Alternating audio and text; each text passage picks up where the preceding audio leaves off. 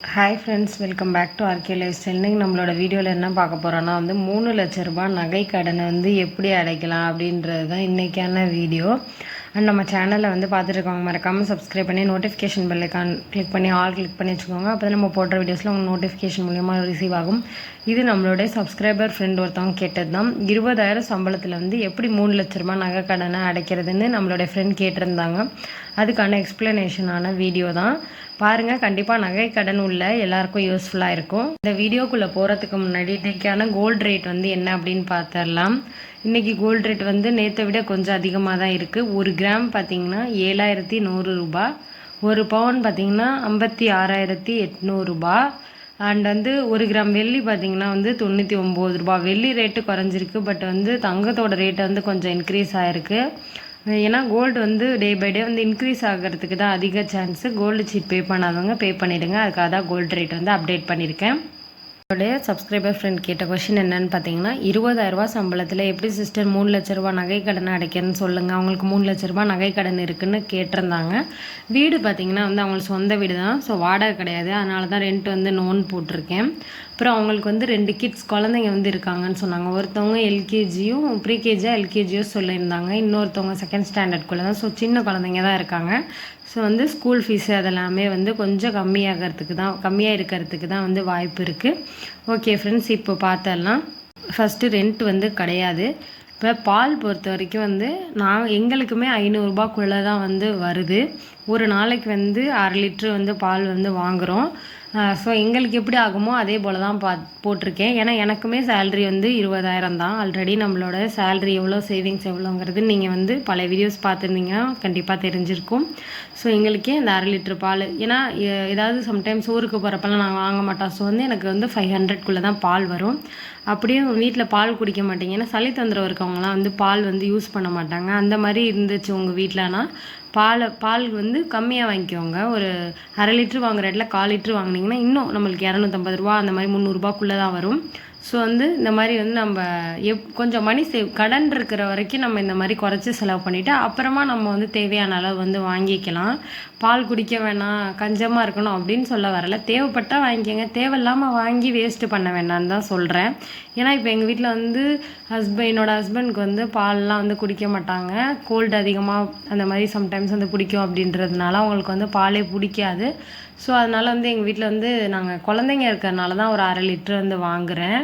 அப்படி இல்லைனா நான் முன்னாடிலாம் 1/4 லிட்ரு தான் வாங்கிட்டு இருந்தேன். இப்போ தான் 1/2 லிட்ரு வாங்குறேன். ஸோ இந்த மாதிரி தேவைப்பட்டால் வாங்கி யூஸ் பண்ணிக்கலாம். தேவையில்லை அப்படின்னா அந்த செலவையும் நம்ம கம்மி பண்ணிட்டோம் அப்படின்னா நம்ம கடனை அடைக்கிறதுக்கு ஒரு 250 ரூபாங்கிறது 12 மாதம் சேர்த்தா ஒரு பல்க் அமௌண்ட் ஆகும். அதை நம்ம கடன் அடைக்க யூஸ் பண்ணிக்கலாம். பார்த்தீங்கன்னா கிராசரி பொறுத்த வரைக்கும் நீங்கள் ரேஷனில் உங்களுக்கு ரேஷன் கார்டு இருக்குது, உங்களுக்கு பொருள்லாம் கிடைக்கும் அப்படின்னா தாராளமாக ரேஷன் ஜாமான் யூஸ் பண்ணிக்கலாம். இப்போ என்னென்ன பார்த்தீங்கன்னா அரிசியை நம்ம இட்லிக்கு யூஸ் பண்ணிக்கலாம். இட்லி அரிசி வாங்கி செலவாகாது. அதுக்கப்புறம் சர்க்கரை ரேஷனில் கிடைக்கிறதே யூஸ் பண்ணிக்கலாம். குழந்தைங்க இருந்தாங்கன்னா நாட்டு சர்க்கரை யூஸ் பண்ணிக்கலாம். இல்லை நம்ம பெரியவங்களுக்குலாம் இந்த சர்க்கரையை கோதுமையை யூஸ் பண்ணிக்கலாம். அதுக்கப்புறம் ரேஷனில் எண்ணெய் கிடைக்கிது, அதை நல்லா காய்ச்சி நம்ம யூஸ் பண்ணிக்கிட்டோம் அப்படின்னா உடம்புக்கு எதுவும் ஆகாது. அது மாதிரி கோதுமை இப்போ பார்த்திங்கன்னா ரேஷனில் கொடுக்கறது நல்லாவே இருக்குது. நம்ம கடையில் போய்ட்டு ஒரு 1/2 கிலோ வாங்கினோம் கோதுமை மாவு அப்படின்னா அவ்வளோ ஒரு அமௌண்ட் ஆகுது.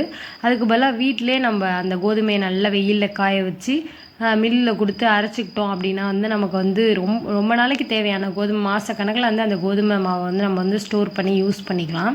ஸோ இது போலலாம் நம்ம பண்ணுறப்ப நம்மளுக்கு நிறைய அமௌண்ட் கிராசரியில் மிச்சமாகும். அப்புறம் எங்கெல்லாம் ஹோல்சேலாக கிடைக்குதோ ஷாப்பில் அந்த மாதிரி நீங்கள் கிராசரி பொருள்லாம் வாங்கிட்டிங்கன்னா ரொம்ப கம்மி அமௌண்ட்லேயே நீங்கள் தேவையான கிராசரிஸ் வாங்கிக்கலாம். அதை மட்டும் இல்லாமல் வீட்டில் நமக்கு இருக்கிறப்ப இன்னொரு பொருள் வாங்கிடக்கூடாது. நம்ம எப்பயுமே ஒரு லிஸ்ட்டு ப்ரிப்பேர் பண்ணிக்கிட்டு தான் போகணும். வெளியில் நம்ம வீட்டுக்கு தேவையான ஜாமான் வாங்க போகிறோம் அப்படின்னா முன்னாடியே ப்ரிப்பரேஷன் பண்ணிக்கணும் லிஸ்ட்டு. நம்ம இருக்கிறதே திரும்பி வாங்கிட்டோம்னா கண்டிப்பாக ரொம்ப நாள் யூஸ் பண்ணுறப்ப அந்த வண்டு பிடிச்சி போய் வேஸ்ட்டாக நம்ம தூக்கி தான் எறிகிற மாதிரி இருக்கும். ஸோ இந்த பொருள் இல்லை, இதை மட்டும் தான் வாங்கணும் அப்படின்னு எழுதிட்டு போனீங்கன்னா கண்டிப்பாக அதை மட்டும் தான் வாங்குவோம். அதை மட்டும் இல்லாமல் நம்ம டக்குன்னு கடையில் போய் லிஸ்ட்டெல்லாம் எடுத்துகிட்டு போகாமல் போய் வாங்க போனோம் அப்படின்னா கண்டிப்பாக தேவை இல்லாத எல்லாத்தையும் சேர்த்தே வாங்குவோம். ஸோ அந்த மாதிரி இருக்கெல்லாம் அவாய்ட் பண்ணிக்கிறதுக்கு நம்ம லிஸ்ட்டு ப்ரிப்பேர் பண்ணி எடுத்துகிட்டு போய் தேவையானதை மட்டும் வாங்கலாம். இதனால் கண்டிப்பாக நம்மளுக்கு கிராசரியில் அமௌண்ட் மிச்சமாகும். அதே மாதிரி பார்த்திங்கன்னா பாட்டிலுக்கு தனி காசு போடுவாங்க. இப்போ பூஸ்ட்லாம் பார்த்திங்கன்னா ரூ. 250 தான் இருக்கும் பாக்கெட்டில். ஆனால் பார்த்தீங்கன்னா ரூ. 300 விற்பாங்க பாட்டிலோடலாம். நம்ம ரூ. 50 அது மாதிரி வந்து வேஸ்ட்டாக கொடுக்குற மாதிரி இருக்குது. ஸோ இந்த மாதிரிலாம் மிச்சம் பண்ணுறதுக்கு வந்து நீங்கள் வந்து சேச்செட்ஸ், அதாவது பாக்கெட்டில் உள்ளதை வாங்கி வீட்டில் உள்ள கண்டிப்பாக நிறைய எல்லார் வீட்லேயும் நிறைய பாட்டில்ஸ் இருக்கும். ஸோ அந்த மாதிரி பாட்டில்ஸில் வந்து கொட்டி வச்சுக்கலாம். இந்த மாதிரிலாம் நிறைய டிப்ஸ் இருக்குது. அதெல்லாம் தனி வீடியோ வேணால் ஷேர் பண்ணுறேன் ஃப்ரெண்ட்ஸ். நான் இதெல்லாம் வந்து கிராசரிக்கு வந்து ஃபாலோ பண்ணுவேன்ட்டு. கண்டிப்பாக நீங்களும் இந்த மாதிரிலாம் ஃபாலோ பண்ணிங்கன்னா உங்களால் கிராசரியில் நிறைய அமௌண்ட் மிச்சம் பண்ண முடியும். ஸோ நான் அந்த மாதிரிலாம் பண்ணுறதுனால எனக்கு ஒரு 1500 தான் ஆகும். அதை தான் வந்து நான் உங்களுக்கும் போட்டிருக்கேன். இந்த மாதிரி வந்து என்ன மாதிரி நீங்களும் நிறைய டிப்ஸ் ஃபாலோ பண்ணுங்கள், ரொம்ப கம்மி பண்ணிக்கலாம். ஃப்ரூட்ஸு, நான்வெஜ்ஜு, வெஜ்ஜு எல்லாத்துக்கும் சேர்த்து ஒரு 1500 போட்டிருக்கேன். இப்போ ஃப்ரூட்ஸ் எல்லாம் பார்த்தீங்கன்னா ஃப்ரூட்ஸாக இருக்கட்டும் வெஜ்ஜாக இருக்கட்டும் ரெண்டும் ஒன்றா நம்ம வார சந்தையில் வாங்கிட்டோன்னா 2 வீக்ஸ் ஒன்ஸ் வந்து ஒரு 250 300 வாங்கி வச்சுக்கிட்டோம்னா, ஏன்னா சந்தையில் வந்து ரொம்ப கம்மியாக கிடைக்கும். 10 கேரட் வாங்கலாம். அந்த மாதிரிலாம் நாங்கள் வாங்குறதுனால தான் போடுறேன். நான் வந்து பாசிபிள் இல்லாத எதையும் சொல்லலை. நான் வாங்குறது எப்படியோ அதை தான் வந்து சொல்கிறேன். 2 வீக்ஸ்க்கு ஒன்ஸ் காய்கறி ஃப்ரூட்ஸ் எல்லாம் வாங்கி நீங்கள் ஸ்டோர் பண்ணி வச்சுக்கலாம். ஸோ அந்த மாதிரி பண்ணுங்கள். வார சந்தையில் வாங்குங்க, ரொம்ப ரேட் கம்மியாக கிடைக்கும். அதே மாதிரி கொஞ்சம் லேட்டாக போனால் கூட, ஏன்னா சேல்ஸ் ஆகலை அப்படின்றதுலாம் வந்து நம்மளுக்கு ரொம்ப இன்னும் கம்மி ரேட்டுக்கு தருவாங்க. கொஞ்சம் லேட்டாக சந்தை முடிய போகிற டைம் போனால் கூட இந்த மாதிரிலாம் வந்து டிப்ஸ் ஃபாலோ பண்ணுங்கள். இந்த வெஜ்ஜு ஃப்ரூட்ஸ்லாம் வாங்குறப்போ உங்களுக்கு நல்லாவே கம்மியாக கிடைக்கும். அதுக்கப்புறம் பார்த்திங்கன்னா நான்வெஜ் பொறுத்த வரைக்கும் வந்து இப்போ மட்டனுக்கு பதிலாக நம்ம மீன் மேக்கர் செஞ்சு சாப்பிட்டுக்கலாம். சில பேருக்கு மட்டன் ஒத்துக்காது. ஆனால் மட்டன் ஹெல்த்தி அப்படின்றதுக்காக வாங்குவோம். அதுலேயே வந்து நம்மளுக்கு நிறைய வந்து சத்துக்கள் இருக்குது. ஸோ மட்டன் சாப்பிட்ணும் அப்படின்னே கிடையாது. மீன் மேக்கரை வந்து நம்ம மட்டன் மாதிரி செஞ்சு சாப்பிட்டுக்கலாம். சிக்கன் வந்து ஹெல்த்தே கிடையாது.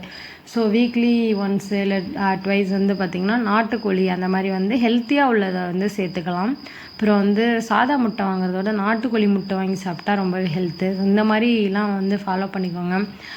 நான்வெஜ் பிடிக்காது அப்படின்னா அந்த அமௌண்ட்டை வந்து இந்த சிஸ்டர் வந்து நீங்கள் நான்வெஜ் எல்லாம் சமைக்க மாட்டீங்க அப்படின்னா அந்த அமௌண்ட்டையும் வந்து நீங்கள் மிச்சம் பண்ணிடுங்க. அதே மாதிரி கிராசரி, மில்க்கு இதிலெல்லாம் வந்து இன்னும் உங்களால் மிச்சம் பண்ண முடிஞ்சால் கூட பண்ணி நீங்கள் சேர்த்து வச்சுக்கோங்க. அப்புறம் வந்து எமர்ஜென்சிக்கு ஒரு 1000 போட்டிருக்கேன். அப்புறம் கேஸ் பொறுத்த வரைக்கும் பார்த்திங்கன்னா வந்து 2 months ஒன்ஸ் வந்து போட்டிருக்கேன். பட் வந்து எனக்கு 3 months 4 monthsலாம் கூட கேஸ் இருந்திருக்கு. ஏன்னா நான் கொஞ்சம் கரண்ட்டு அந்த இண்டக்ஷன் வந்து யூஸ் பண்ணுவேன். ஸோ வந்து கேஸ் வந்து கொஞ்சம் மிச்சமாகும். ஸோ வந்து இதில் 500 போட்டிருக்கேன். அப்படியுமே எனக்கு வந்து கரண்ட் பில், நாங்கள் வாஷிங் மிஷின் யூஸ் பண்ணுறோம், நிறைய யூஸ் பண்ணுறோம். ஆனால் வந்து ஃப்ரீக்வெண்ட்டாக யூஸ் பண்ணிகிட்டே இருக்க மாட்டோம், டெய்லிலாம் யூஸ் பண்ண மாட்டோம். தேவைப்படுறப்ப மட்டும் யூஸ் பண்ணுறதுனால எங்கள் கரண்ட் பில்லுமே வந்து கொஞ்சம் கம்மியாக தான் வரும். மேக்ஸிமமே எங்களுக்கு 1000க்குள்ளே தான் வரும். நான் அதிகபட்சமாக சொல்கிறேன். எங்களுக்கு குறைஞ்சபட்சமாக வந்து நாங்கள் 250 கூட பே பண்ணியிருக்கோம். அப்புறம் கேஸ் பார்த்திங்க அப்படின்னா வந்து நான் 500 போட்டிருக்கேன். ரைஸ் வந்து 2 months ஒன்ஸ் வந்து போட்டிருக்கேன். பட் வந்து உங்கள் வீட்டில் எத்தனை பேர் இருக்காங்கன்னு தெரியல. ஸோ வந்து 2 months ஒன்ஸே போட்டுக்கலாம். ஏன்னா எங்களுக்கு 3 months கூட இருக்கும் சம்டைம்ஸு. இப்போ ரைஸ் பொறுத்த வரைக்கும் 750 போட்டிருக்கேன். ஈபி ஒரு 250. இப்போது உங்களுக்கு 100 யூனிட்குள்ளே வந்தால் ஃப்ரீயாக கூட கிடைக்கிது இல்லையா? ஸோ அந்த மாதிரி நீங்கள் கரண்ட்டை வந்து எந்த அளவுக்கு மிச்சம் பண்ணுறீங்களோ அந்த அளவுக்கு அமௌண்ட் வந்து சேவ் பண்ண முடியும். பெட்ரோல் ஒரு 1500 போட்டிருக்கேன். இப்போ நீங்கள் பக்கத்தில் தான் இருக்குது அப்படின்னா அதை செஞ்சு நடந்து போகிற தூரத்தில் இருந்தால் நடந்து போகலாம். பெட்ரோல் வந்து ஏன்னா பெட்ரோல் ரேட் வந்து அவ்வளோ இருக்குது. ஸோ வந்து தேவைப்பட்டப்போ யூஸ் பண்ணிக்கிட்டிங்கன்னா வந்து ரொம்ப நல்லது. இந்த அமௌண்ட்டையும் சேவ் பண்ணிடலாம். அதர்ஸில் ஒரு 1000 சும்மா ஒரு எக்ஸ்ட்ரா அமௌண்ட் ஒரு 1000 போட்டிருக்கேன். தேவையில்லைன்னா சேவ் பண்ணிக்கலாம். இல்லைனா நீங்கள் ஒரு எஸ்எஸ்ஏ, பிபிஎஃப் அந்த மாதிரி நீங்கள் கூட போஸ்ட் ஆஃபீஸ் சேவிங்ஸ் ஸ்கீம்ஸ்க்குள்ள கூட இந்த அதர்ஸில் உள்ள அமௌண்ட்டை சேவ் பண்ணி வச்சுக்கலாம், எஸ்பி அக்கௌண்ட்டில் கூட. அப்புறம் பார்த்திங்கன்னா வந்து ரீசார்ஜ், டிவி எல்லார் வீட்லேயும் மேக்ஸிமம் டிவி வந்து ரீசார்ஜ் பண்ணுவாங்க. ஒரு சில வீட்டில் குழந்தைங்க படிக்கணும்னு பண்ண மாட்டாங்க. ஸோ தேவைப்பட்டால் டிவி பார்ப்பாங்க அப்படின்னா கிட்ஸ்க்காக 300 போட்டிருக்கேன். மொபைலுக்கு வந்து பார்த்திங்கன்னா ஒரு 300 போட்டிருக்கேன். ஏன்னா மொபைல் ரீசார்ஜ் எல்லோரும் பண்ணுவாங்க. ஸோ அதுக்கு ஒரு 300 போட்டிருக்கேன். இது மந்த்லி தான். அப்புறம் ஸ்நாக்ஸுக்கு குழந்தைங்க இருக்கனால ஒரு 500 போட்டிருக்கேன். ஸ்நாக்ஸ்லாம் வீட்டிலே செஞ்சு ஹெல்த்தியாக கொடுத்துட்டிங்கன்னா இந்த அமௌண்ட்டை வந்து மிச்சம் பண்ணிடலாம்.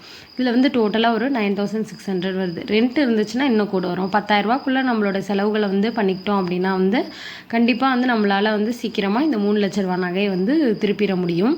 9600 வருது. இதுலேயுமே மிச்சம் இப்போ நம்மளுக்கு 400 ஆகுது 10,000. அது இல்லாமல் ஒரு 10,000 20,000 சம்பளத்தில் இருக்கும். அவங்க வேறு எந்த கடனுமே இல்லைன்னு சொன்னாங்க. இந்த ஒரு நகை கடன் தான் சொன்னாங்க. இதே வந்து நீங்கள் வந்து ப்ரைவேட்டில் இருந்ததுன்னா மொத்த அமௌண்ட் எப்படியாவது கலெக்ட் பண்ணி கவர்மெண்ட் பேங்க்குக்கு மாற்றிக்கங்க. ஏன்னா ப்ரைவேட்டில் வந்து அதிக வட்டி இருக்கும். ஸோ கவர்மெண்ட் பேங்க்கில் தான் எல்லோரும் வந்து சூஸ் பண்ணி நகையை வைக்கணும். அதுலேயும் எந்த பேங்க்கில் வந்து ஐஓபி, இந்தியன் பேங்க்கு இந்த மாதிரி எந்த பேங்க்கில் வந்து வட்டி கம்மியாக இருக்கோ விசாரித்து அந்த பேங்க்கில் வந்து மாற்றி வச்சுக்கோங்க. கவர்மெண்ட் பேங்க்கில் இருந்தால் ஒன்றும் பிரச்சனை இல்லை. செலவுக்கு நம்ம 10,000 ரூபா போட்டோம். அதில் வந்து 400 ரூபா மிச்சமாகுது. மொத்தமாக ஒரு வருஷத்துக்கு சேர்த்தோன்னா 4,800 ரூபா. இப்போ நீங்கள் ஜனவரிலேருந்து ஒரு கால்குலேஷன் பண்ணிக்கிட்டிங்கன்னா கூட டிசம்பர் வரைக்கும் சொல்கிறேன், 4,800. இது அந்த வட்டியாச்சும் கட்டிக்கலாம். நம்ம 3 lakhsக்கு கொஞ்சம் கொஞ்சமாக நம்ம பே பண்ணிக்கலாம். அப்புறம் பார்த்தீங்க அப்படின்னா வந்து 10,000 ரூபா 20,000 ரூபா சம்பளத்தில் 10,000 ரூபா செலவு போச்சு அப்படின்னா வந்து பேலன்ஸ் உள்ள 10,000 ரூபா 12 மாதத்துக்கு போட்டோன்னா 1,20,000 வருது. நம்ம பேங்க்கில் வந்து மந்த்லி கூட பே பண்ணுற மாதிரி ஆப்ஷன்ஸ் வந்து இருக்குது. நம்ம இன்டர்நெட் மொபைல் பேங்கிங் மூலியமாகவே வந்து வட்டி வந்து கட்டிக்கிற மாதிரிலாம் இருக்குது. ஸோ வந்து மாதம் சேலரியிலேருந்து 10,000 ரூபா பே பண்ணிங்கன்னா 1,20,000 வருது. அதை மட்டும் இல்லாமல் நம்ம எமர்ஜென்சி அதர்ஸுக்கெலாம் வச்சுருந்தோம் இல்லையா அமௌண்ட்டு, இப்போ எமர்ஜென்சி அமௌண்ட் வந்து தேவையே இல்லை. ஏன்னா ஹாஸ்பிட்டல் செலவு எதுவுமே இல்லை அப்படின்னு நம்ம கடவுள் புண்ணியத்தில் நம்மளுக்கு அந்த அமௌண்ட்டையும் வந்து சேவ் பண்ணுற மாதிரி வாய்ப்பு கிடச்சிச்சின்னா அதில் ஒரு 24,000. ஸோ டோட்டலாக 1,50,000 லட்சம் கிட்ட இந்த 1,20,000 அது கூட வந்து ஒரு நம்ம அந்த எமர்ஜென்சி அதர்ஸில் உள்ள 24,000 எல்லாத்தையும் சேர்த்தோம் அப்படின்னா வந்து நம்மளுக்கு ஒரு அப்படி இப்படின்னு நம்ம சேமித்து ஒரு 1,50,000 லட்சம் வருஷத்துக்கு வந்து கட்டிட முடியும். ஸோ 2 இயர்ஸில் ஒரு வருஷத்துக்கு 1,50,000 லட்சம்னா அடுத்த வருஷம் 2 வருஷத்தில் வந்து நீங்கள் இந்த 3 லட்ச ரூபாய் நகையை திருப்பிடலாம். மட்டும் இல்லாமல் இது வந்து அவங்க ஹஸ்பண்ட் சேலரியாக இருக்கும்னு நான் நினைக்கிறேன். இப்போ நீங்களும் சிஸ்டர் வேலைக்கு போனீங்க, இல்லை வீட்டிலேருந்து ஏதாவது டியூஷன் எடுக்கிறது, இந்த மாதிரி சின்ன ஜாபு, இல்லை டெய்லரிங் தெரியும்னா அதெல்லாம் ஸ்டிச் பண்ணிங்க அப்படின்னா உங்களுக்கு ஒரு அமௌண்ட் கிடைக்கும். அந்த மாதிரி உங்களால் முடிஞ்சால் நீங்கள் பார்ட் டைம் ஜாப்க்கு செஞ்சிங்கன்னா அந்த அமௌண்ட்டையும் வந்து நீங்கள் வந்து இந்த மாதிரி வந்து நகைக்கு வட்டி கட்ட இல்லை மொத்தத்தை அடைக்கிறதுக்கு உங்களுக்கு வந்து யூஸ்ஃபுல்லாகவே இருக்கும். ஸோ அந்த மாதிரி பண்ணிங்கன்னா இன்னும் சீக்கிரமாக உங்களால் எவ்வளோ முடியுமோ வந்து இந்த கடனை வந்து நகை கடனை வந்து அடைச்சி நகையை வந்து திருப்பிடலாம்.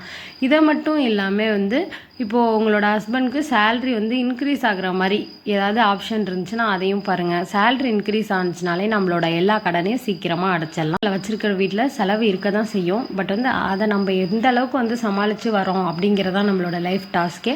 ஸோ வந்து நீங்களும் சீக்கிரமாக கடனை அடைக்கிறதுக்கு வாழ்த்துக்கள் சிஸ்டர். நான் சொன்ன டிப்ஸ் எல்லாம் ஃபாலோ பண்ணுங்கள். கண்டிப்பாக வந்து சீக்கிரமாக வந்து உங்களுடைய நகை கடனை வந்து அடைச்சி நகையை வந்து மீட்ற முடியும். இந்த வீடியோ பிடிச்சிருந்தா மறக்காமல் லைக் பண்ணி இது உங்கள் ஃப்ரெண்ட்ஸ் கூட ஷேர் பண்ணுங்கள்.